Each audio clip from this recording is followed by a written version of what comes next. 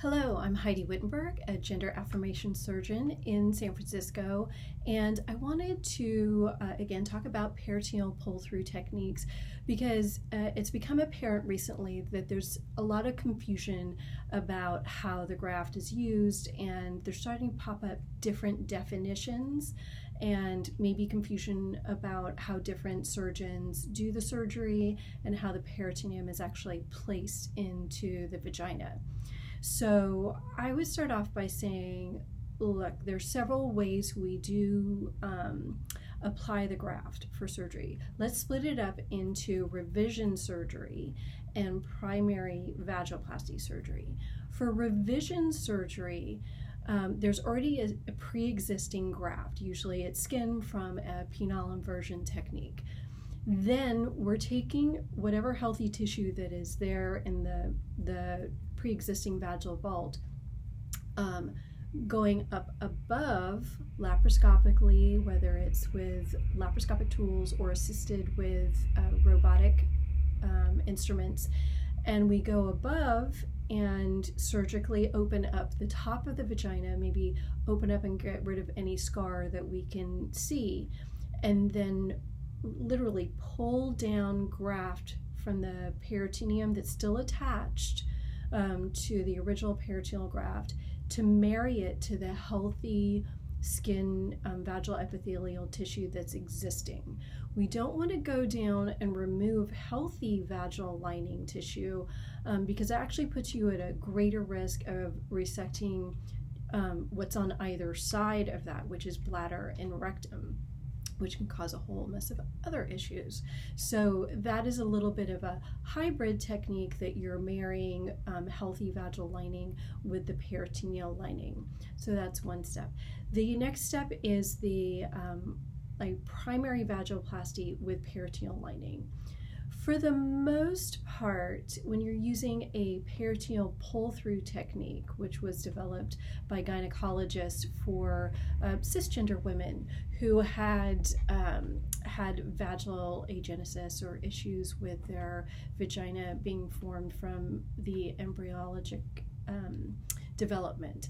So in that case, again, going up abdominally, obtaining graft that's still attached to the peritoneum and creating the top part of the vagina and the canal, then placing the peritoneal lining down into the canal to encircle the area and closing it on top, still attached to its origins, and combining again an abdominal procedure with a vaginal procedure. That lining goes all the way down till the vaginal opening, the introitus.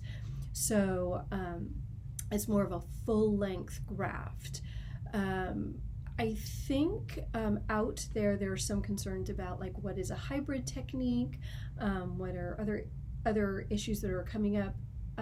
It might be that there are surgeons, I know there are surgeons who just take a portion of the peritoneal graft, like a square or oblong piece, then go back down. Don't do the abdominal entry into the vaginal canal, but take that as a separate graft like they would scrotal graft, and then place that in the deeper portion of the vagina and then marry it to kind of like what's left of the penile shaft at the vaginal opening. That can be variable how much graft they have, whether they actually get the whole length, but usually it's a hybrid technique of using the penile shaft as we would for a penile inversion. Instead of using the scrotal tissue, they'll use the peritoneal graft for the deeper portion of the vagina. So it's not attached to its original pedicle or to the original peritoneum. So that, I think, are the differences between the different techniques that are out there. Women, people who are candidates for the full length lining, the peritoneal pull through, are definitely patients who have had surgery before and have had closure of their vagina. So we are doing revisions, and we can try and get the peritoneal lining down as far as possible. If you're occluded all the way to the opening, then we would bring the lining down to the opening. But like I said before, if you've got a couple centimeters of healthy tissue that's open, we're going to use that as your opening.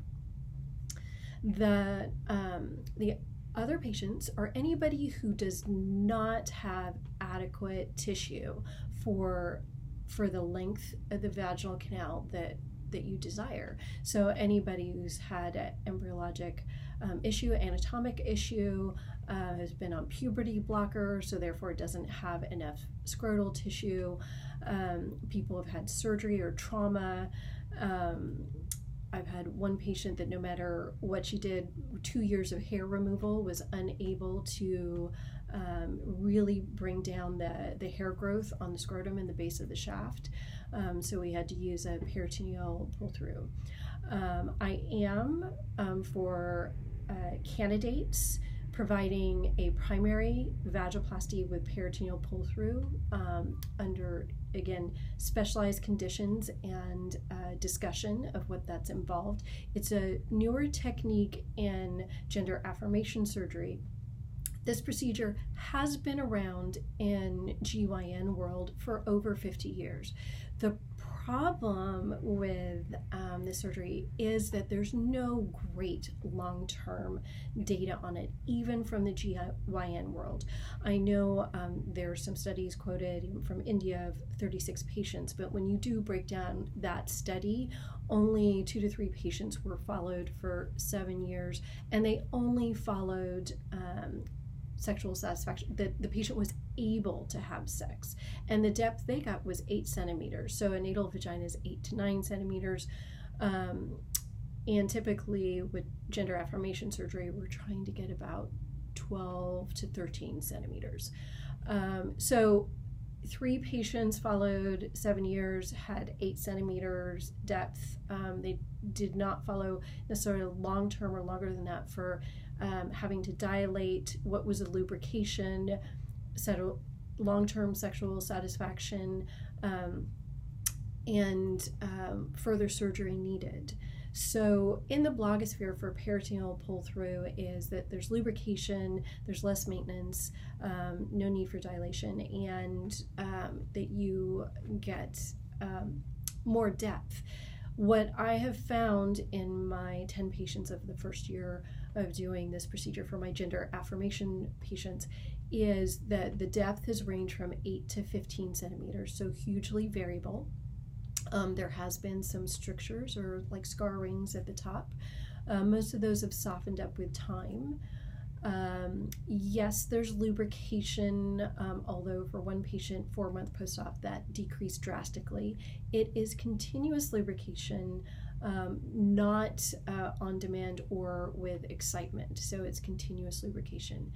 And as far as maintenance, is if a patient is signing up for this procedure and as part of our consent, is that I do want them to do the same regimen as a penile inversion technique, because until we know better, we don't know the collapse rate, the stricture rate, the atresia rate, or the vaginal shutdown if we're not dilating. I had 2 patients in the last year of my 20-year Urogyn practice that were referred to me because they had had the vaginal pull-through like 20 years prior at an academic center and had not been dilating, so had stricture of the top part of their vagina, and then had now like a strictured, like one of them had a 10 centimeter abdominal mass that we had to remove.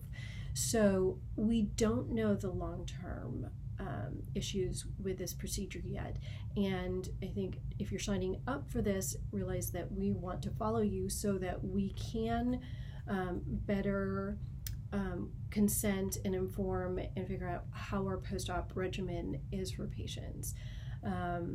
Again, my first year, patients are doing well so far. It's been a number of 10. We've got more than double that coming up in these next 6 to 12 months.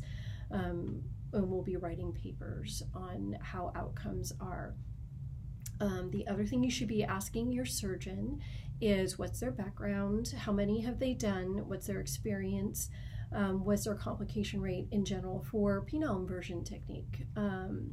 I think, my background is again over 20 years as a pelvic reconstructive surgeon, and I have been doing already reconstructive surgery, including rectal fistulas, bladder fistulas, prolapse procedures, laparoscopic, minimally invasive, become a master surgeon in robotic, minimally invasive surgery.